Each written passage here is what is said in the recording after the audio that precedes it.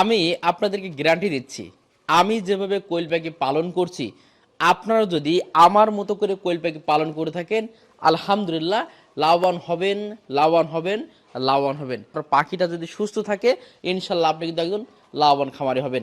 আমরা অনেকেই আছি যারা খামার সম্পর্কে জানি না, যারা কিভাবে পরিচর্যা করতে হয় সেই সম্পর্কে আমরা একটু কম জানি, যার কারণে অনেক ডিলার আছে, অনেক যাদের কাছে খাবার দাবার নেওয়া হয়, তারা কিন্তু বিভিন্ন মেডিসিন দেওয়ার কারণে মুরগি তো ক্ষতিগ্রস্ত হয়, পাশাপাশি আরও অনেক ধরনের কিন্তু সমস্যা, বিশেষ করে অনেক টাকা আপনার খরচ দেয় মেডিসিনের ক্ষেত্রে।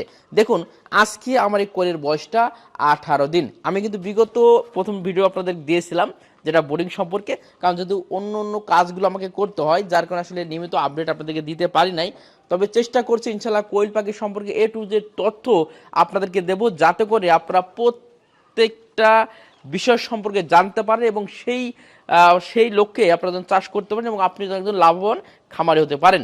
তো এই জন্য আমি মোটামুটি আপনাদেরকে ধারাবাহিকভাবে এই কোয়েল পাখি কীভাবে পালন করছি এবং কোন খাবারটা ব্যবহার করছি, কীভাবে ভ্যাকসিন করছি, A to Z বিষয়গুলো সম্পর্কে আপনাদের জানার চেষ্টা করবো। প্রিয় দর্শক, আমি আজকে আমার এই পাখিটার বয়স মাত্র 18 দিন। 18 দিনে পাখির গঠনটা দেখবেন, মাশাল্লাহ। এই যে পাখিটা খাচ্ছে দেখুন। তো এই পাখিটার বয়স মাত্র 18 দিন। আপনারা জানেন বোর্ডিংয়ের সময় আমরা আনছিলাম, যেটা হচ্ছে আপনার 500 কোয়েল আনছিলাম। তো বোর্ডিংতে আসার আগে অনেক সময় আমাকে খারাপ বলছিল যে ভাই বোর্ডিংয়ে এতগুলো, আসলে দেখুন বাচ্চা যখন লাভ হলো তখনই 50-60টা কিন্তু মারা পাইছিলাম আমি। মানে এত খারাপ ছিল, এত ধকল হয়েছিল বাচ্চাটার প্রতি, যার কারণে কিন্তু আসলে অনেক বাচ্চার সময় আমার মারা গিয়েছিল। তো আলহামদুলিল্লাহ এরপর থেকে আর একটা বাচ্চা মারা যায়নি, মাত্র একটা ছোট্ট একটা বাচ্চা ছিল যেটা ক্যাট বলে একেবারে। এই বাচ্চাটা শুধু মারা গেছে, একটা বাচ্চা, আর মোটামুটি সবটাই ভালো আছে। তো এখন এই 18 দিনে আমি কোন কোন কাজগুলো করলাম এই বিষয়টা কথা বলবো। এরপর লাভ কেন আপনারা করতে পারেন না এটা তো আমি ভুলেই দিলাম কিছুটা, বিশেষ করে মেডিসিনের বিষয়গুলো, আমি কি মেডিসিন ব্যবহার করেছি এইগুলো ইনশাল্লাহ আপনাদেরকে একে একে বলছি। তো 18 দিন আগে বোর্ডিংটা দেখাইছিলাম, বোর্ডিং 5-7 দিন ভালোভাবে বোর্ডিংটা করলাম। বোর্ডিং করার পরে এবার এই মুরগিগুলোর বা এই পাখিগুলোর, এই কোয়েল পাখিগুলোর আমরা মোটামুটি যে নিয়ম অনুযায়ী যে খাবারটা আছে সেই নিয়ম অনুযায়ী আমরা খাবারটা খাইছিলাম। আপনারা জানেন আমার এই পাশে যে ঘরটি আছে, এই ঘরটা কিন্তু আমরা বোরিং করেছিলাম। এই ঘরটাই, আমি ঘরটাও আপনাদের একটু দেখাই।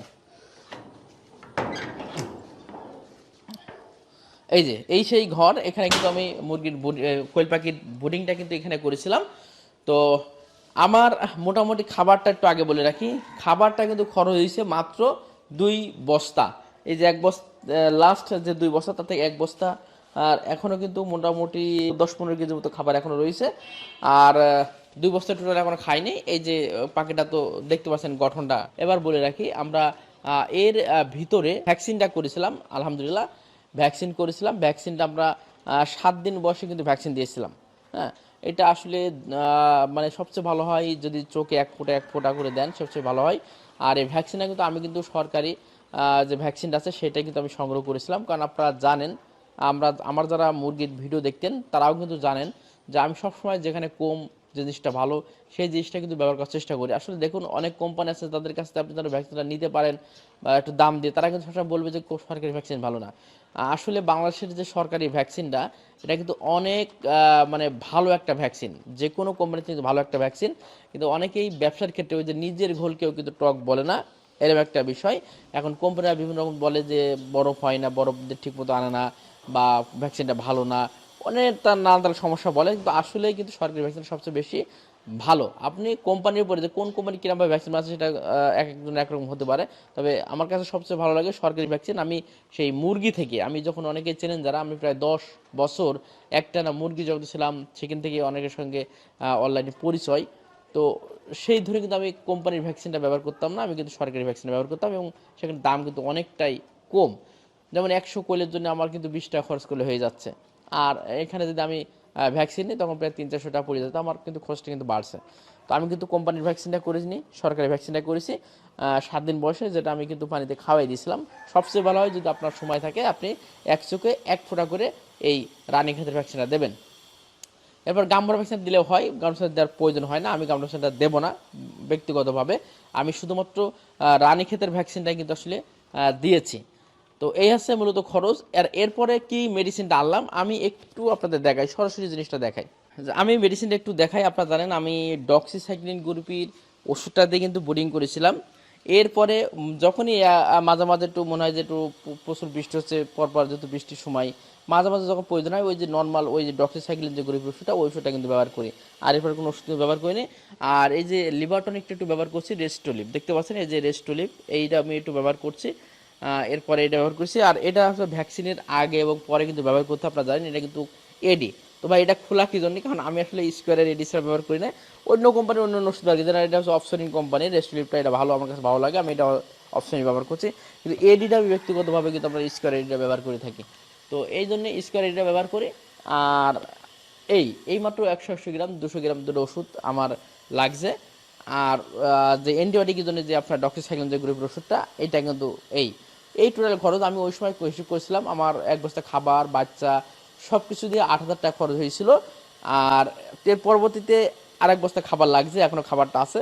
তো এই আছে মোটামুটি 8 আর হচ্ছে আপনার 32, 8 আর 3 হচ্ছে 11, 8 আর 3 11, 11,100, আমি আপনার 12,000 টাকায় ধরলাম টোটালে, আরও আনুষঙ্গিক খরচ দিয়ে আসলে অত খরচ যায়নি, তারপর আমি 12,000 দিলাম। এই 12,000 টাকায় আজকে 18 দিনে আমার মুরগিটা কিন্তু দেখতে পাচ্ছেন, কোয়েল পাখিটা কিন্তু এই পর্যন্ত আছে আলহামদুলিল্লাহ।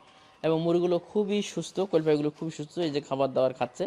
এবং আপনারা এই ঘর সম্পর্কে একটা ভিডিও আপনাদেরকে দিয়েছি, আপনারা জানেন এই ঘরটা করার সুবিধা বললাম। এখানে আপনাকে পরিশ্রম একেবারেই লাগে না, শুধু জাস্ট খাবার ফুরিলে খাবার দিলে হয়ে যাচ্ছে, পানি ফুরে গেলে পানি ওই সাইডে দিলেই হয়ে যাচ্ছে। দুই সাইড, এক সাইডে খাবারের পাত্র দিচ্ছি, এক সাইডে পানির পাত্র দিয়েছি।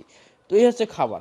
তো এই জায়গায় যদি আপনারা অনেকটা ওষুধ খরচ করতেন তাহলে তো আপনাদের লাভটা অবশ্যই কম হবে। তো আমি যদি এখন যদি বাচ্চারা বিক্রি করে, আপনারা জানেন 50 টাকা 60 টাকা করে যদি বাচ্চাগুলো বিক্রি হয়, অলরেডি বিক্রি করার মতো, আপনি ভালো করে দেখেন বাচ্চাগুলো কিন্তু আসলে বিক্রি করার মতো হয়ে গেছে, দেখুন মাশাল্লাহ প্রায় বিক্রি করার মতো। এখন যদি আমি বিক্রি করি, এখানে আমার 400 কোয়েল আছে, 400 কোয়েল যদি আপনার 60 টাকা করে বিক্রি করি, 424,000 টাকা আমার খরচ। আমি সবচেয়ে হাইস্ট 15,000 টাকা ধরলাম, তাও তো 10,000 টাকা এই বাচ্চাটা লাভ আছে।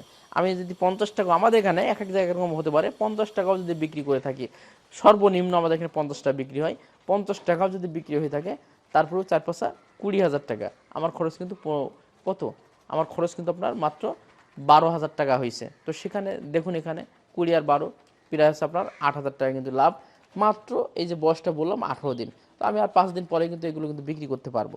তো আসলে দেখুন, যদি সঠিকভাবে বুঝে শুনে যদি আপনি চাষ করতে পারেন, তাহলে কিন্তু আসলে প্রত্যেকটা জিনিস কিন্তু লাভ আছে।